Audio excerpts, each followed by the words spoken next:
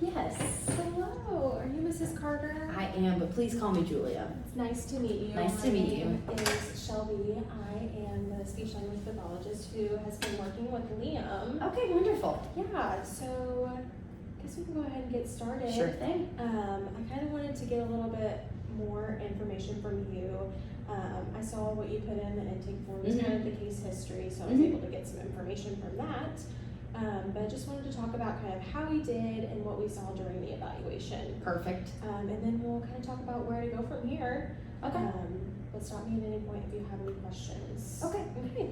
So, like I said, I got a little bit of information from the intake form, but I want to hear about kind of what you've noticed, any concerns that you have regarding Liam. Okay.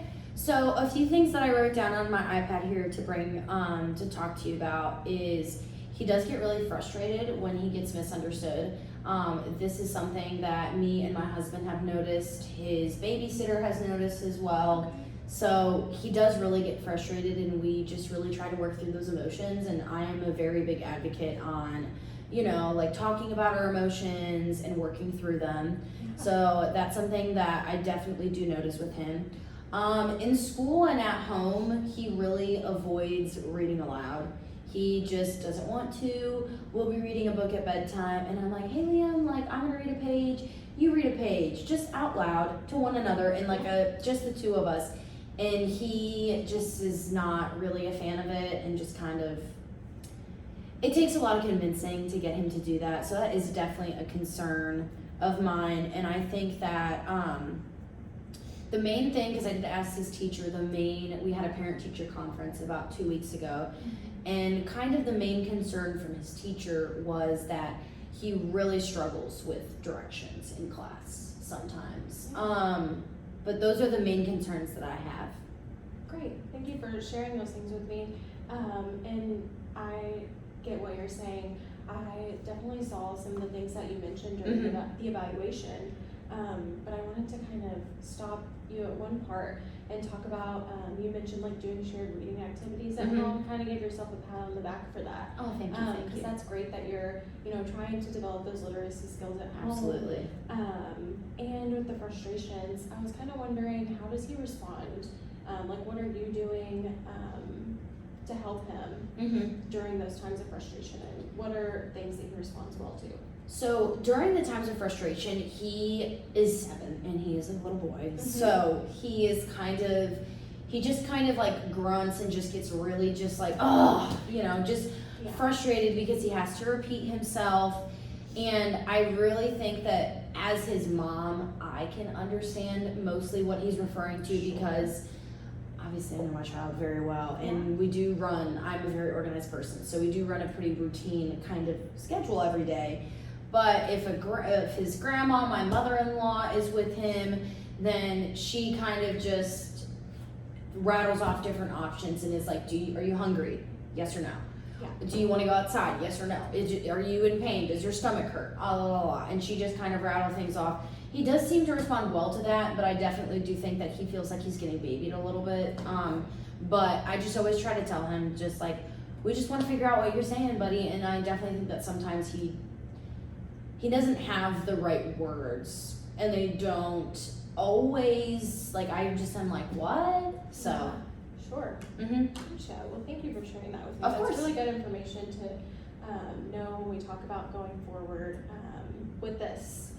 But before we do that, I can give you kind of some information about how he did during the evaluation. Sure.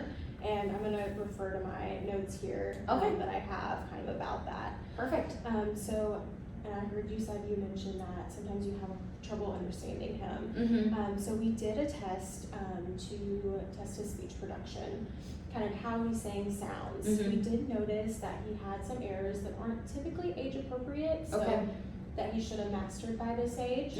One of those is trouble with R. And then another is sometimes he was leaving sounds off the end of his words, Mhm. which can definitely impact Yeah. how people are understanding him. Mm-hmm. And then the last ones were like sounds that are grouped together in words, so like crunch or star, Okay. those clusters together Okay. that he was having a little bit more trouble with. I definitely do see that. Sometimes I feel like his certain words are like really hard for him to say. Yeah. And I definitely think that sometimes, like for example, star, I think he says like, I think he just like doesn't really say the T on it. He just kind of does mainly the S sound, like it's Yeah. SAR almost. Yeah. So, okay, I definitely do agree with that, and I'm glad that you came to the same conclusion. Yeah, me as well. Mm-hmm. And then we also did some testing of his language skills. Okay. So what we did notice is that he has a really strong vocabulary. Awesome. So that's a great thing. And also just understanding simple sentences. So if I told him like, push your chair in, Mhm. you know, you Okay. could definitely tell he got Good. that. Good. But some of the things we noticed were those following directions that Mhm. you mentioned in the beginning. But this teacher said that she was really struggling with. Exactly. Okay. So those Mhm. multi-step directions, things that have multiple parts. So if I told him, you know, go up to the board, get the marker, and then come back to your desk and write down the number 3, something Mhm. like that, that have multiple parts. He struggled a little bit more with those. Okay. Also, forming sentences that are more complex. Mm-hmm. So instead of saying, like sometimes we notice he would just say, the boy is tall, versus the boy is tall and he has on blue shoes. Okay. Or the boy is hungry when it comes to the end of the day. Okay. So just those longer sentences. More Just kind of complex. expanding. Yeah. He is kind of a simple chatter, I will say that, but I think he gets that from his father. But. Gotcha, I see. And then one last thing was sentence recall. So Okay. being able to recall what somebody said to him. Mm-hmm. Yeah. Okay. Alright. Yeah, I think that's about all I have for that. Okay. Do you have any questions regarding any of that? No, I definitely am happy to know that some things that we're noticing at home and at school are also represented within, like, you know, his evaluation. So I'm glad that nothing's kind of falling between the cracks, which is Yeah. great. And I actually, looking back down here at my notes, did notice one more thing that kind of stuck out to me that I wanted to talk to you about was using appropriate endings to words. We Okay. kind of talked about how in sounds he leaves off the end of the Mhm. words. We kind of noticed that too from a language standpoint, that sometimes he would say like, he jumped off the rock instead of he jumped off the rock. So okay. using that past tense. Uh-huh. Yeah, those Okay. kind of endings. Okay. Okay, so I guess next I wanted to just talk about where to go from here. Sure Kind thing. of what goals we have for him, see if kind of our ideas are aligning, if there's anything that you want to add, or Mm-hmm. anything that you think maybe we should work on Okay. that I didn't have on here that maybe we can incorporate into Okay. it. Okay. Yeah, so first, just for those speech sounds, so Mhm. targeting R, targeting those clusters, so those multiple sounds that are together in words, Mm-hmm. and then his overall intelligibility. What is Why- intelligibility? Oh, great question. I'm glad you asked. So it's the ability of somebody else to understand what he's saying. Okay. So I know you mentioned that sometimes he gets frustrated when he's trying to tell you something or tell somebody else something and they're not quite understanding Mhm. what he's saying. It might be impacted by, I think he's not saying those speech sounds right. Correct. So trying to just target those speech sounds first that will hopefully help with the overall intelligibility, Mm-hmm. with the end goal that it'll reduce his frustrations with communication. Yeah, absolutely. Yeah. Do you have any questions about those or anything you want to No, add? I think those all sound really great. My main question is, how often is he going to be coming to speech therapy a week? What is that going to look like? That's a great question. Typically we do 30-minute sessions Okay. here, and we can shoot for twice a week at this Okay. time. I think with his speech goals and his language goals, Mm-hmm. it would be good to get him in 2 times a week just to Absolutely. get more therapy. Mm-hmm. We can always kind of see how he's progressing, if he's progressing really fast, or Mhm. you know, if he might need more, we might be able to work that in. But Okay. kind of assess as we go to see, does he need more? Is he, you know, improving super fast? Mhm. It'll be a conversation between us as we go along. Okay. And then, is there anything else I can do at home to Yeah. kind of help with carryover? That's a great question. I want to mention a couple more of these goals. Oh, first. okay, I'm sorry. No, I'm jumping the no gun a worries. little I'm bit. glad you said that because taking stuff that we do in therapy and bringing it to the home environment is super important. Okay. And it's great that you are wanting to like Mhm. get that information so you Okay. can work with him at home too.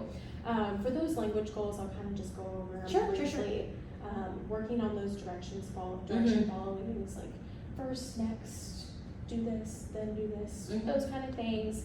Working on putting the correct ending on his words. Mhm. And then kind of developing more of those complex sentences, getting more Mhm. information out of him when he's talking. And then being able to also retell a story and retell it appropriately so that it makes sense. Mhm. Again, aiming to reduce those frustrations. Okay.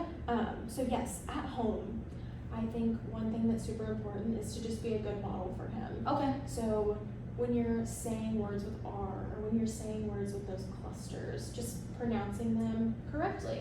Mhm. So he's getting that feedback of how to correctly say it.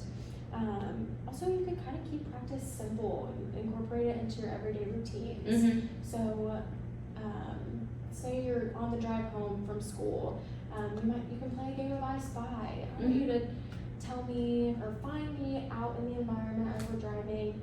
Find words that have an R in it, and then Okay. say he sees a rock. Okay, let's practice rock 5 times. Okay. And you can be that model for him as well. Wonderful. I didn't know who to do that. Yeah. And then also practicing that story retell goal that we had.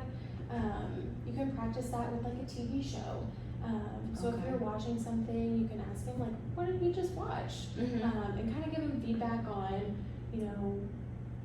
the steps of it, like the Mhm. steps of what happened in the show. Mhm. If he's having trouble, you can kind of model, well, I saw that first they went on a trip, then they stopped for lunch, and then last they went to bed at night, Mhm. something like that. Okay.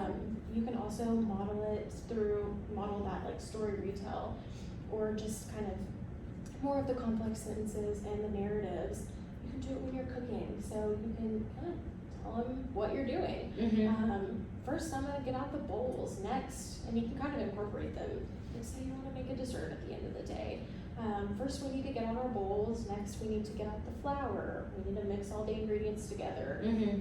Last, we're gonna put it in the oven. Mhm. Things like that. Okay. Wonderful. Yeah. Definitely can do that. And I have some resources on like modeling Okay. and other resources kind of about his language and the overall goals. I can get a good email to you. Sure. Our Sure. printer's out today, so. Okay. Yeah. No problem. But I Email's can preferred in definitely all email it honesty. to you. I'll get you that. What other questions do you have for me? I don't think I have anything else. You did a great job explaining it, and I am very excited for him to be coming here and start working on those things. Yeah, So thank you me so much. too. I appreciate your time. It was a pleasure to meet you, and a Pleasure to meet you as work well. with Liam. I'm looking forward to it. Okay. Thank you.